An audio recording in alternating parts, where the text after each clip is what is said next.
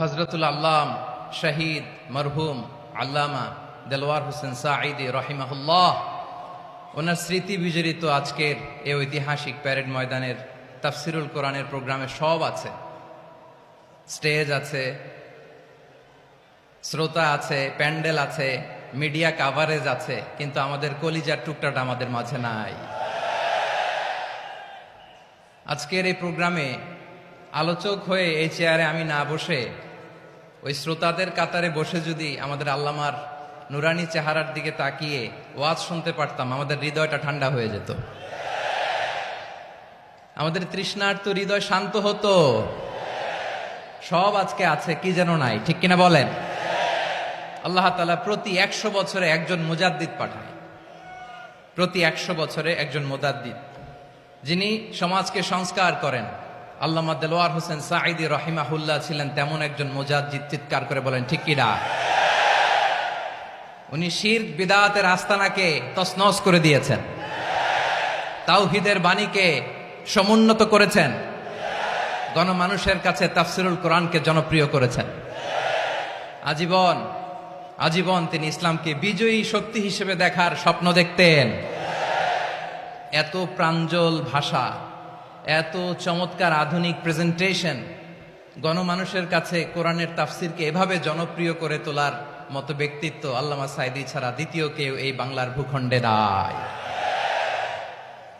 এই যে তাফসিরুল কোরআন, এই যে টার্মিনোলজি, এই টার্মটাই উনি আসলে জনপ্রিয় করেছেন। আমরা আগে জানতাম না যে এভাবে তাফসির করা যায়, এভাবে scientific indications of the Holi কোরআনকে মানুষের কাছে পেশ করা যায়, এভাবে এত জীবন ঘনিষ্ঠ করে, এত ইন্টারেক্টিভ করে কোরআনের কথাগুলো মানুষের কাছে উপস্থাপন করা যায়। উনি অন্যায়ের বিরুদ্ধে সবসময় সোচ্চার ছিলেন, প্রতিবাদী কণ্ঠস্বর ছিলেন। ওনার আলোচনা শুনলে দেহের রক্ত টকবক করে ফুটতে থাকতো। আল্লাহু আকবার, আল্লাহু আকবার, আল্লাহু আকবার। He was a strong mouthpiece of Islamic revivalism. Islamic জাগরণের strong mouthpiece ছিলেন আল্লামা সাঈদী রাহিমাহুল্লাহ। অনেক দোয়া পেয়েছেন, আমরা পড়েছি, এমন জীবন তুমি করিবে গঠন, মরণে হাসিবে তুমি, কাঁদিবে ভুবন। গোটা বিশ্বকে তিনি কাঁদিয়েছেন। আল্লামা যখন ইন্তেকাল করলেন, আমি তখন মালয়েশিয়া থেকে যুক্তরাষ্ট্রে একটা কনফারেন্সে যোগ দিতে যাচ্ছি, কাতার এয়ারলাইন্সে। মালয়েশিয়া থেকে দোহাতে নামলাম। দোহায় যখন আমার ট্রানজিট, তখন শুনতে পেলাম যে আল্লামা বিদায় নিয়েছেন। সোশ্যাল মিডিয়ায় শুনে বিশ্বাস করতে পারলাম না। মুহূর্তের মধ্যেই মাসুদ সাঈদী ভাইকে মেসেজ করলাম, উনি কোনো উত্তর দিতে পারলেন না। মাসুদ ভাইয়ের সাথে যখন কোলাকুলি করি, আমাদের শামীম ভাইয়ের সাথে যখন কোলাকুলি করি, মনে হচ্ছে আল্লামা সাঈদীর ঘ্রাণ পাই। শরীরটা লিটারালি কাঁপছিল, নিজেকে মানাতে পারছিলাম না, বিশ্বাস করতে পারছিলাম যে আসলে আল্লামা বিদায় নিয়েছেন। ইন দ্য মিন টাইম আমার সেকেন্ড ফ্লাইট, দোহা টু নিউ ইয়র্ক, 12 ঘন্টার ফ্লাইটে উঠলাম। ইন্টারনেট থেকে বিচ্ছিন্ন হলাম। নামার পরে শুনলাম আল্লাহু আকবার, যেখানে ওনাকে কবরস্থ করার কথা ছিল সেখানেও কবর দিতে দেয়া হয় নাই।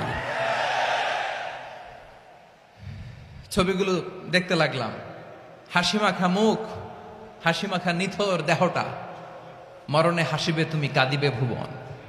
From east to west, from north to south, the entire globe, গোটা বিশ্ব ওনার জন্য কেঁদেছে, গোটা বিশ্ব কেঁদেছে। কাবার গিলাফ ধরে ধরে মানুষ চিৎকার করেছে। এর চেয়ে শ্রেষ্ঠ মৃত্যুকার হতে পারে? আমাদের আল্লামার আর কি পাওয়ার ছিল বলেন? আর কি পাওয়ার ছিল?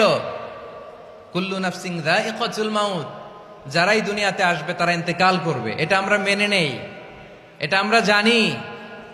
কিন্তু অবাক করা বিষয় হচ্ছে, আমরা আজও জানি না আমাদের আল্লামার মৃত্যু কি স্বাভাবিক হয়েছে নাকি এটা পরিকল্পিত মেডিকেল কিলিং ছিল। এটা যে পরিকল্পিত মেডিকেল কিলিং ছিল, এটা ধারণা করার পেছনে অনেক কারণ আছে। তিনি আধিপত্যবাদের বিরুদ্ধে সোচ্চার ছিলেন, ফ্যাসিবাদের বিরুদ্ধে সোচ্চার ছিলেন, রাজনৈতিক প্রতিহিংসার শিকার ছিলেন। এজন্য এটা মেডিকেল কিলিং হতে পারে এ ধারণা আমরা করতেই পারি। আওয়াজ করে বলেন ঠিক কিনা?